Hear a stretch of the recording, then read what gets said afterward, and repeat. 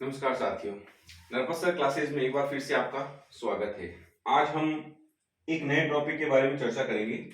आपने कई बार सुना होगा कि जो वृत्ताकार पथ होता है या फिर कोई भी वस्तु होती है वो गोल गोल गति करती है वृत्ताकार पथ पर। ठीक है, तो इसके ऊपर दो बल लगते हैं। एक बल तो लगता है बाहर की तरफ, वृत्ताकार पथ से मान लीजिए कोई वस्तु है गोल गोल गति कर रही है, तो उसके ऊपर एक बल तो लगता है बाहर की तरफ और एक बल लगता है अंदर की तरफ। ठीक है, ये मान लीजिए वस्तु का इस पथ का केंद्र है, जिस रास्ते पे वस्तु गोल गोल गति कर रही है उसका केंद्र है, सेंटर पॉइंट है। तो सेंटर पॉइंट है, तो सेंटर पॉइंट के अंदर की तरफ एक बल लगता है और एक बल लगता है बाहर की तरफ। जो बल बाहर की तरफ लगता है उसे हम कहते हैं अप केंद्रीय बल। अप केंद्रीय बल, या इंग्लिश में अपन इसको बोलते हैं सेंट्रीफ्यूगल फोर्स।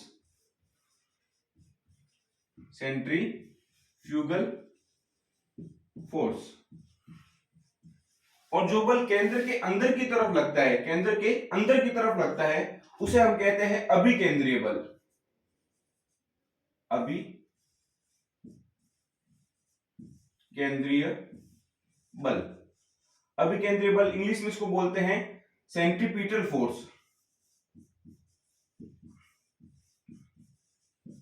Centripetal force.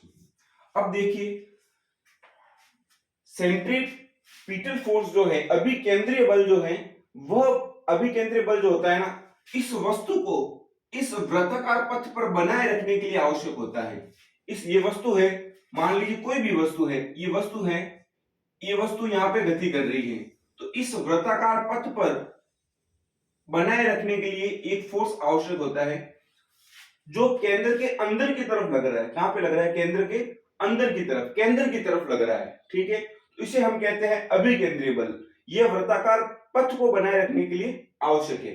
तथा जो केंद्र से बाहर की तरफ लग रहा है उसे हम कहते हैं अपकेंद्रीय बल। मान लीजिए कोई भी वस्तु है, वह v वेग से गतिशील है। मान लीजिए ये वस्तु है, ये इसके ऊपर गति कर रही है, इसका जो वेग है, ये वेग है, ये v है। ठीक है, तथा इस वस्तु का द्रव्यमान, जो ये वस्तु है, इस वस्तु का जो द्रव्यमान है वो m है। m है वस्तु का मास। मास यानी द्रव्यमान।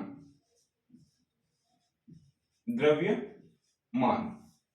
ठीक है, तो इस वस्तु का जो अभिकेंद्रीय बल होगा, इस वस्तु का जो अभिकेंद्रीय बल होगा, तथा इस वृत्ताकार पथ की त्रिज्या, त्रिज्या यानी r रेडियस यानी त्रिज्या। ठीक है, तो अभिकेंद्रीय बल जो होगा, अभिकेंद्रीय बल होगा F बराबर m v square upon r। द्रव्यमान, वेग का स्क्वायर और अपॉन में आएगा त्रिज्या। ये हो जाएगा अभिकेंद्रीय बल। क्या हो जाएगा? अभिकेंद्रीय बल। तथा अपकेंद्रीय बल क्या होगा? अपकेंद्रीय बल हमेशा होगा F बराबर m r ओमेगा स्क्वायर। ये हो जाएगा अपकेंद्रीय बल। अब सर आप कहेंगे कि सर ये ओमेगा क्या है? तो ओमेगा हमेशा क्या होता है, मान लीजिए कोई वस्तु है, मान लीजिए पहले ये वस्तु यहां पर थी, ठीक है, और ये वस्तु यहां से लेकर यहां पर पहुंच गई, यहां से गति कर रही है, यहां पर पहुंच गई, तो इसने मान लीजिए 1 सेकंड के अंदर, कितने टाइम के अंदर? टी टाइम के अंदर, टी टाइम के अंदर इसने थीटा डिग्री का कोण बनाया। ठीक है, मान लीजिए कोण बनाया इसने 30 डिग्री का। कितना कोण बनाया?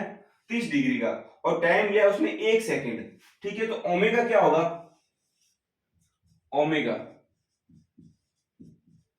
ओमेगा, ओमेगा का अर्थ होता है कोणीय वेग। क्या होता है? कोणीय वेग।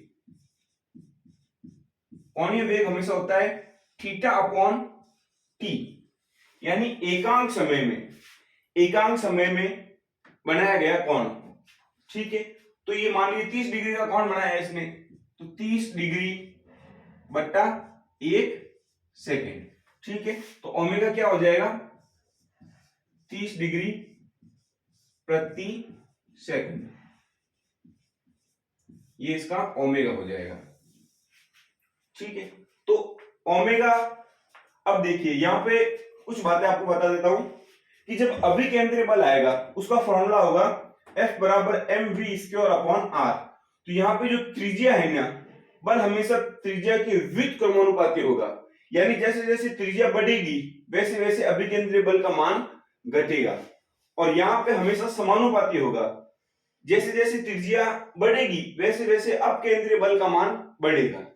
ठीक है, और इसके एग्जाम्पल आपको बता देता हूं कि मान लीजिए कोई व्यक्ति है यहाँ पे खड़ा है, एक सेंटर के अंदर खड़ा है और वो एक चेन हैमर घुमा रहा है। क्या घुमा रहा है? ये चेन हैमर है, इसको घुमा रहा है। अब मान लीजिए चेन हैमर की जो चेन है वो यहां से टूट गई, चेन हैमर की चेन यहां से टूट गई, तो व्यक्ति कहां गिरेगा? व्यक्ति ऐसे घुमा रहा है तो व्यक्ति एकदम अंदर की तरफ गिरेगा। चेन हैमर की चेन जैसे टूटेगी तो व्यक्ति अंदर की तरफ गिरेगा, तथा ये गोला कहां जाके गिरेगा? ये गोला बाहर की तरफ जाके गिरेगा। तो अंदर की तरफ जो खींच के रखते हैं अपन, अंदर की तरफ जो बल लग रहा था उसे तो हमने कहा अभिकेंद्रीय बल, और जो बाहर की तरफ बल लग रहा था उसे हम कहते हैं अपकेंद्रीय बल। ये ध्यान रखना, अभिकेंद्रीय बल वृत्ताकार पथ पर वस्तु को बनाए रखने के लिए आवश्यक होता है, और अपकेंद्रीय बल हमेशा बाहर की तरफ लगता है, हमेशा बाहर की तरफ लगेगा, केंद्र की तरफ नहीं। केंद्र की तरफ लगने वाला तो अभिकेंद्रीय बल, और केंद्र से बाहर की तरफ लगने वाला अपकेंद्रीय बल होता है। ये इनका फॉर्मूला है, और इनका सबसे अच्छा एग्जांपल है चेन हैमर, ये जिसे हम हैमर थ्रो कहते हैं, ये इसका सबसे अच्छा एग्जांपल है। उम्मीद करता हूं आपको समझ में आया होगा। नमस्कार साथी, धन्यवाद।